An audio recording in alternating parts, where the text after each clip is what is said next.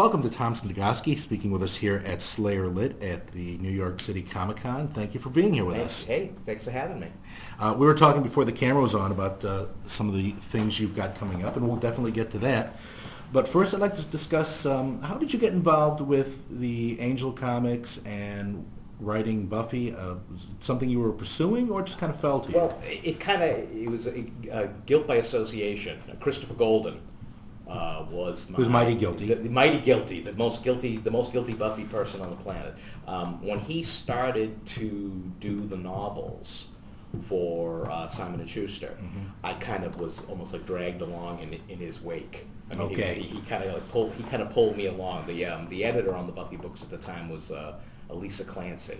Right. And so he did the first, I think he did like 2 or 3 Buffy books, one with Nancy Holder. And It was a while before he did one by himself. Yeah, and then Lisa Clancy, I think it was Chris who came up with the idea of the monster book, Buffy the Vampire Slayer, the monster book. Yes.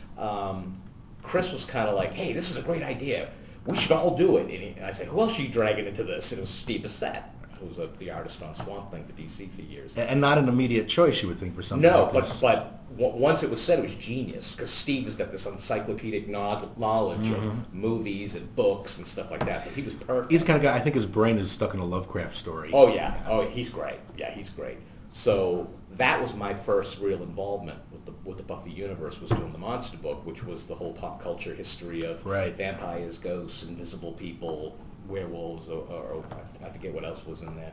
But that was an extensive, I mean, that thing took forever to write. And I don't know if Chris has ever mentioned it or anybody else has ever mentioned it. The book that we delivered was like twice as long Really? as what ended up getting printed. They edited the hell out of that. I mean, so we did like all this ridiculous research. We delivered this gigantic book filled with just crap, great crap. And when they, no, this is way too long. We're like, what do you mean it's way too long? We're like, well, why don't we release it as 2 books? And that was almost a consideration, but then sales and marketing was like, no, all the best monsters will be in the first one and no one will care about the second one. It's a shame it's not printing longer, because it's a great reference for anyone looking to write, not Buffy, but monsters, but any monsters. Yeah, because we tapped into like all the folklore and everything like that. So yeah, so it's actually a pretty good little reference book. Yeah. But yeah, that was the baptismal of fire into the Buffy universe. And after that, Lisa Clancy said to me, hey, would you like to pitch for an Angel novel? We've got the Angel license. We're going to do the Angel books. And it's funny because at that point, I was primarily doing comics. And I really hadn't, there was always a part of my brain that wanted to go to the book, writing novels, but I was kind of not ready for it yet. At least I thought I was not ready for it yet. So she asked me if I wanted to pitch, and I said, sure. What could it hurt? She said, just write up a couple of paragraphs of like some basic ideas that you might have. So I wrote up like 3, and I didn't expect to hear anything after that. Well, I got a call. And she was like, I like this one. Can you give me a little bit more on that one? So I said, oh, what can it hurt? They're not going to do it anyway. So I did a little bit more on that one. She's like, oh, this is great. I'm going to run this by Fox. I said, Fox will turn it down. I don't have to worry about this one. So a couple of weeks go by, and then it was kind of a phone call. Okay, we're going to do it, and here's your deadline. And it was kind of like, well, wait a minute. I never said I was going to write a novel. whoa. So, I'm just a pitch man. Yeah, I didn't think it was going to happen. But yeah, so that was it was kind of like, kind of dropped in my lap, and it was either you run with the ball or you don't run with the ball. And I was like, you know what? I think I'll take a crack at this. Were you given specific restrictions, saying don't mention this character, don't refer to this? Not too bad that I can remember. It was kind of like, because it was, I think it was still the first season? Yeah, I think it was still, because Doyle was in the book, so I think it was still... Although I think the Angel books maybe came out after the first season aired. Maybe. But they still wanted to set it during that time. Yeah. So, they really didn't give me all that much that I couldn't go near. Yeah. Because they really hadn't established all that much in the book, in the series yet either. So I got to play with that kind of stuff. I know that Fox, in regards to Buffy, very often they would tell writers who were working on books set in the 3rd season, you can't mention the mayor, you can't mention Faith. You Yeah. can't use Spike. Yes, yeah. So Faith, it's Faith very and Spike limited. were Faith and Spike were like you couldn't go near them. Yeah, and I could see how any writer would, of course, want to include them because Right. they're interesting characters. But it seemed a weird disconnect that you knew this story was supposed to be set at this time when these things were happening, and there's not even a passing reference. Right. So I would imagine the fans who are like really into the continuity of the show and stuff, that would just make the hair on the back of their neck stand on end. You know, why? Someone on Wikipedia has been going to the trouble of actually putting the books in continuity with the episodes, and it's a little ragged at times. Yeah. How could it not be? Yeah. You know? Yeah, but Yeah.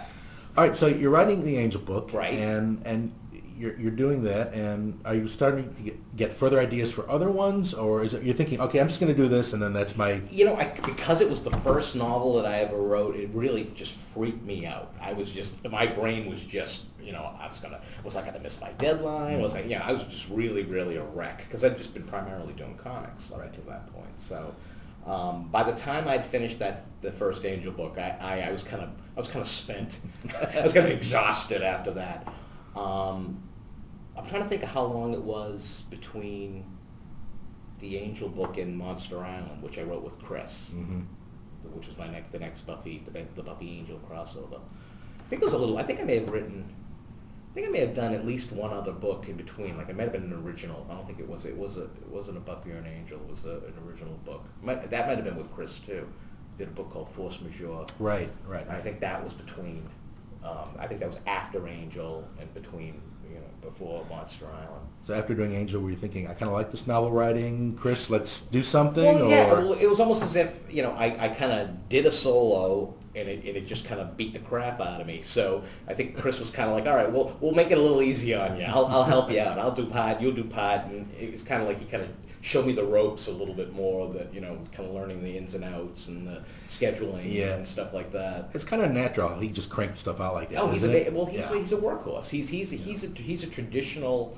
I mean, he's like the writers from like the 30s and the 40s. Like that's what they did. They sat down and they wrote. Yeah. And support your family. This is what you did. Pay the mortgage. You right.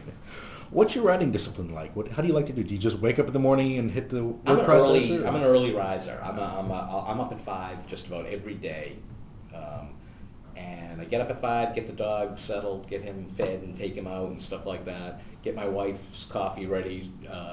Maybe sit down, do maybe 40 minutes of just work in general until she gets out of the shower and has some breakfast and is out the door, and then I'll take a shower or work out a little bit or something like that, and then I hit usually I'd say by like 9:30, 10 o'clock, I'm sitting down and I'm just working till lunchtime.